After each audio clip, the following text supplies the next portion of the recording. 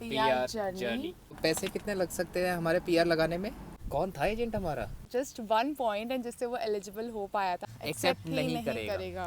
Hi and welcome back to our channel. Today we are going to explain our PR PR journey. journey. Also I would like to mention that ये video आएगी 2 parts में, तो इस video में हम particularly explain करेंगे मेरा timeline, हमारा प्रोसेस। Yeah. सेकंड पार्ट में होगा अबाउट द स्पाउस कि इनको कैसे ऐड किया हमने फाइल पे। हमारा जो PR रहा है that is via PNP and let me mention कि ये हमारी one of the most asked video रही है कि हम कैसे पहुँचे, हमारा क्या प्रोसेस रहा, आपका एजेंट कौन था, आपकी कितनी फीस लगी थी एजेंट पे।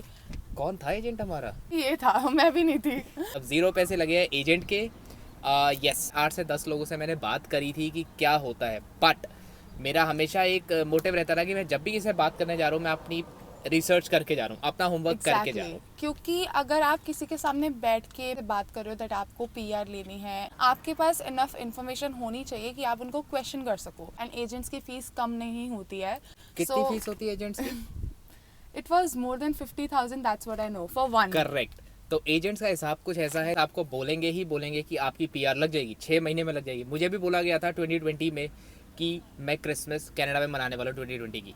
तो एजेंट्स की फीस स्टार्ट होती है समवेयर अराउंड 50,000 और लेट्स से वो जा सकती है 1.5 lakh 2 lakh. Please keep this in mind कि सारी फाइल्स केस स्पेसिफिक हैं। करेक्ट। हर बंदे की इन्फॉर्मेशन थोड़ी डिफरेंट होगी किसी ना किसी से, तो ऐसा नहीं है कि जो मैंने किया है एग्जैक्टली वही करने से आपका कुछ होगा। बट येस, इस वीडियो से आपको हेल्प मिल सकती है कि मैंने क्या करा और आप क्या कर सकते हो। तो हमारी फाइल में जो जो चीज़ें हुई थी हम आपसे वो सारी शेयर करेंगे। इसके अलावा आपके पास कोई और क्वेश्चंस होंगे, we would request you to drop that in the comment section. So without any further explanation इस वीडियो को स्टार्ट करते हैं। चलो।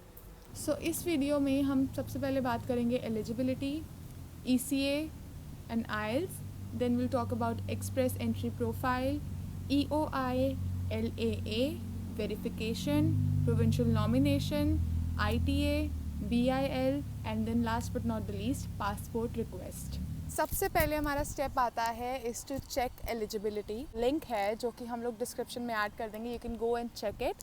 एलिजिबिलिटी का हिसाब कुछ ऐसा होता है कि आपको चाहिए 67 points out of 100। And Mannu उस टाइम पे 68 मार्क्स पे आया था, जस्ट 1 पॉइंट, एंड जिससे वो एलिजिबल हो पाया था। राइट।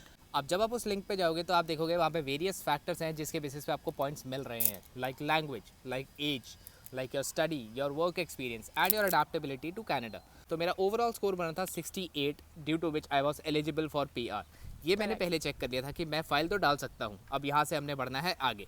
सो हमारा नेक्स्ट स्टेप था ECA and IELTS। ECA is your education credential assessment, which means क्या स्टडी करी है। अब मैंने करी है BTech, बैचलर्स इन टेक्नोलॉजी। तो कनाडा में भी क्या वो बैचलर्स है, क्या वो BTech काउंट होती है? इसके लिए हम करवाते हैं ECA। ECA करती है 2 bodies, which is world education services यानी US एंड ICAS। अब बात आती है हमारी कि ECA कैसे करवाना है। वैसे तो मैं गया IP यूनिवर्सिटी द्वारका में, वहाँ पे मैंने एक एप्लीकेशन सबमिट करी एग्जामिनेशन हॉल में कि मेरे को ट्रांसक्रिप्ट चाहिए। वो मिलती है आपको 25 डेज़ के बाद।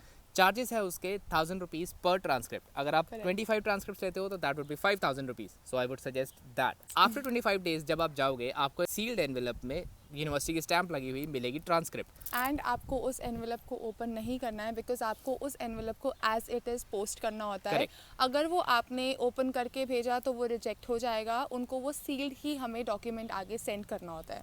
आपके पास ट्रांसक्रिप्ट आ चुकी है, डिग्री की फ़ोटोकॉपी लो, एक एनवेलप में डालो। जो लोग IP यूनिवर्सिटी से हैं तो यूनिवर्सिटी के अंदर ही जो पोस्ट ऑफिस है वहाँ पर जाओ, वहाँ पे सिर्फ 2 में आपको वेस्ट का एड्रेस भरना है और जस्ट कुरियर कर देना है। फ्रॉम का कोई एड्रेस मत भरना, रीज़न बीइंग वेस्ट उसको एक्सेप्ट नहीं करेगा। अब सबसे पहला पॉइंट, मैं वेस्ट का लिंक डिस्क्रिप्शन में डाल दूंगा। आपको सबसे पहले उस लिंक पर जाना है, पे करना है, आपका रेफरेंस नंबर आएगा क्योंकि वो रेफरेंस नंबर आपको अपने कुरियर पे मेंशन करना है ताकि उनको पता लग सके किसके डॉक्यूमेंट्स आए हैं। लेकिन ECA का टाइम ड्यूरेशन क्या होता है? ECA का टाइम ड्यूरेशन है anywhere from 3 months to 6 months. हमारा ECA वैलिड होता है 5 ईयर्स के लिए। इन द मेन टाइम आप अपने IELTS की प्रिपरेशन कर सकते हो। IELTS की प्रिपरेशन के लिए देयर आर सर्टेन इंस्टीट्यूट्स जहाँ पे आप जा सकते हो, बट इन्होंने कोई एग्ज़ाम के लिए जो प्रिपरेशन की थी उसके लिए कोई इंस्टीट्यूट से हेल्प नहीं ली थी. He studied it himself and he took help from YouTube. जब आप एग्ज़ाम बुक करते हो वो आपको कुछ बुक्स भेजते हैं जिसमें आप प्रिपेयर कर सकते हो अपने आप को. एंड हमारा आइल्स वैलिड होता है 2 years के लिए. बिल्कुल एंड सही देयर आर बात. 2 types of IELTS. It's general and academic. मैंने दिया था पीआर के लिए general IELTS.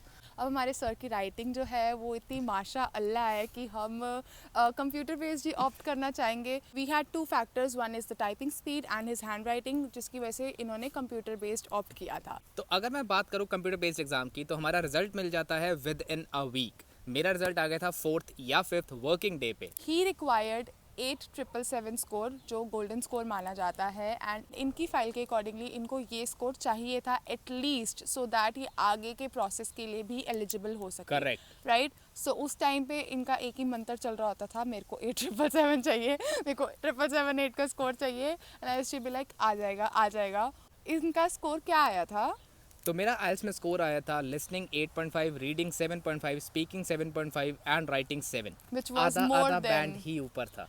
But it was still more than 7778. तो जैसे ही आप अपना आइल्स का स्कोर ले आते हो, एक चीज़ चेक कर सकते हो which is your comprehensive ranking system यानी CRS. मेरा यहाँ पे टोटल स्कोर बना था 435 विद दिस आइल्स स्कोर. लेकिन यहाँ पे मैं कुछ मेंशन करना चाहूँगा कि जब मैंने फाइल डाली थी आई न्यू इट कि 435 is not the apt score कि मेरी फाइल शॉर्टलिस्ट होगी. अब सबसे बड़ा पॉइंट ये आता है कि स्कोर कैसे इंक्रीज़ करें. हमारे पास ऑप्शंस होते हैं कि हम आइल्स को इम्प्रूव कर लें, हम लोग फ्रेंच दे दें, या मैं कैनेडियन स्टडी रख लूँ. हम वेरियस फैक्टर्स हैं, या मैं मास्टर्स कर लूँ. यहाँ पे हम लोग बात करते हैं PNP की, which is provincial nomination program, जिसके थ्रू मैं आया हूँ. इसमें आपको मिलते हैं 600 एक्स्ट्रा पॉइंट्स. मेरे को मिला है प्रोविंशियल नॉमिनेशन फ्रॉम मैनिटोबा. अब ये कैसे मिला है इसके बारे में हम आगे डिस्कस करेंगे. उसके बाद आता है हमारा step number 3 which is to create an express entry profile. अब इसमें जो लिंक होती है आपकी प्रोफाइल क्रिएट करने की, दैट हम डिस्क्रिप्शन में डाल देंगे, जिसमें कुछ क्वेश्चंस होते हैं and you answer those questions and आपकी प्रोफाइल क्रिएट हो जाती है और वो पूल में एंटर कर जाती है. And also not to forget, जो प्रोफाइल हम इस टाइम पे क्रिएट करते हैं ये प्रोफाइल हमारी 1 year तक वैलिड होती है. उसके बाद ये एक्सपायर हो जाएगी एंड आपको फिर से रजिस्टर करना पड़ेगा. हमने बात करी थी PNP की. अब बात आती है कि आप प्रोविंशियल नॉमिनेशन अप्लाई कैसे करेंगे. After creating your express entry profile, अब मैंने शो करना था अपना इंटरेस्ट टुवर्ड्स मैनिटोबा. तो इसको कहते हैं EOI which is expression of interest. Link डाल दिया है डिस्क्रिप्शन में. यहाँ पे सेम मेथड है जैसे आपने एक्सप्रेस की प्रोफाइल बनाई थी. मोस्टली देखो तो हमेशा ब्लड रिलेशन काउंट होता है, राइट. बट मैनिटोबा के केस में ऐसा नहीं होता. यहाँ पे अगर आपका कोई फ्रेंड रहता है, आपका कोई रिलेटिव रहता है, कोई फर्स्ट कज़न रहता है, वो भी आपको हेल्प आउट कर सकता है to gain some extra points, जिससे आपकी हेल्प हो जाती है. सेम केस में हमारे में था इनके मामा जी की बेटी, ठीक है. तो वो इनकी हुई फर्स्ट कज़न एंड उसके बारे में हमने पूरा रिसर्च किया कि इसके बारे में हम क्या कर सकते हैं. उसके ड्रॉज अलग से निकलते हैं. जब मैंने EOI यहाँ पे डाला, मैंने सबसे पहले स्कोर किए थे 545 points with my 3 years of experience. Harpreet ने मेंशन किया था कि एक्सप्रेस की फ़ाइल आपकी 1 साल के बाद एक्सपायर हो जाती है. Right. यही सेम हुआ मेरे साथ. फ्रॉम ईयर 2020 जुलाई में मैंने अपनी फ़ाइल डाली थी और नेक्स्ट ईयर 2021 जुलाई में मेरी फ़ाइल हो गई एक्सपायर और कुछ भी नहीं आया था. ड्यू टू दिस मैंने सोचा कि हम स्टूडेंट वीज़ा के लिए अप्लाई कर देते हैं. मेरे पास और कोई ऑप्शन नहीं बच रहा. मैंने अकेडमिक आइल्स भी दिया, but all of a sudden next year June में मैनिटोबा का ड्रॉ गया थोड़ा नीचे. पहले होता था 700 प्लस पॉइंट्स. अब स्किल्ड वर्कर्स ओवरसीज़ का ड्रॉ गया 590, 560, 557 यहाँ तक. तो जैसे ही मैंने अपनी फ़ाइल को रीएक्टिवेट करा, मेरा एक्सपीरियंस हो गया 4 years. मेरे पॉइंट्स बन गए 560 और ड्रॉ आया 557 का. कट ऑफ गई थी 557, आई स्कोर्ड 560. तो मतलब कि मेरी फ़ाइल तो शॉर्टलिस्ट हो गई. प्लीज़ नोट, मैं सारी की सारी dates end of the video mention करूंगा फ्रॉम डे 1 टू मेरी PPR की डेट.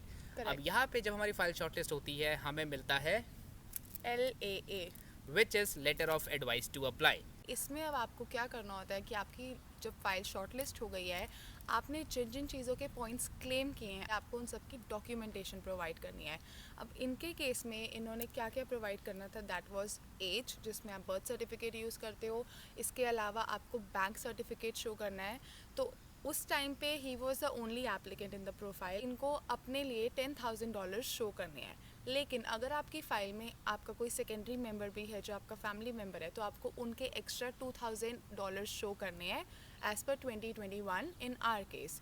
उसके अलावा हमें आइल्स के बारे में शो करना है, हमें ECA शो करना है, हमें एम्प्लॉयमेंट के डॉक्यूमेंट्स शो करने हैं जो ये एक्सप्लेन करेंगे अभी। एंड उसके अलावा अगर आपका कोई प्रीवियस ट्रैवल हिस्ट्री है in your passport, you have to show that too. Your educational documents, Right. Your 10th, your 12th, your college या डिप्लोमा या यूनिवर्सिटी या मास्टर्स या PhD। एम्प्लॉयमेंट डॉक्यूमेंट्स की अगर मैं बात करूँ तो यहाँ पे अब आपको चाहिए ऑफर लेटर, जब आपने कंपनी ज्वाइन करी आपको मिला। योर पे स्लिप्स साथ ही स्टार्ट हो जाएंगी। अगर आप कंपनी छोड़ चुके हो तो लीविंग लेटर भी जाएगा एंड नेक्स्ट कंपनी का ऑफर लेटर भी जाएगा। Right. Please keep this in mind, अगर आप जॉब चेंज कर रहे हो आपकी जॉब ड्यूटीज चेंज नहीं होनी चाहिए, वरना आपका NOC चेंज हो जाएगा, जो Correct. गलत है। अब लास्ट डॉक्यूमेंट एम्प्लॉयमेंट में जो सबसे इंपॉर्टेंट है that is your reference letter, जो HRs आराम से नहीं देते हैं। जिसने मेरे केस में भी यही हुआ प्रॉब्लम था। क्रिएट हुई थी। करेक्ट। सो इन्होंने अपने ऑफिशियल मेल से कंपनी में मेल किया दैट इनको रेफरेंस लेटर चाहिए, वहाँ से रिजेक्शन आ गया था। अगर आपको डिनायल ईमेल आ चुका है, अपना डिनायल ईमेल यहाँ पे प्रेजेंट करिए साथ में कि आपको इसलिए रेफरेंस लेटर कंपनी के लेटर हेड पे नहीं मिल रहा है। तो मैंने एफिडेविट एक बनाया, उसके ऊपर मैंने सारी इन्फॉर्मेशन मेंशन करी। अब रेफरेंस लेटर में रिक्वायर्ड है आपके total working hours, that you are full time employ and you are working 40 hours a week. Also your job duties. Because आपका NOC जो आपने मेंशन करा है वो दिखेगा आपकी जॉब ड्यूटीज से। राइट। एंड इसके बाद आता है हमारा next point which is verification. Of course. अब वेरिफिकेशन में क्या होता है, डॉक्यूमेंट्स जो है जो आपने शो किया है वो वेरीफाई होंगे।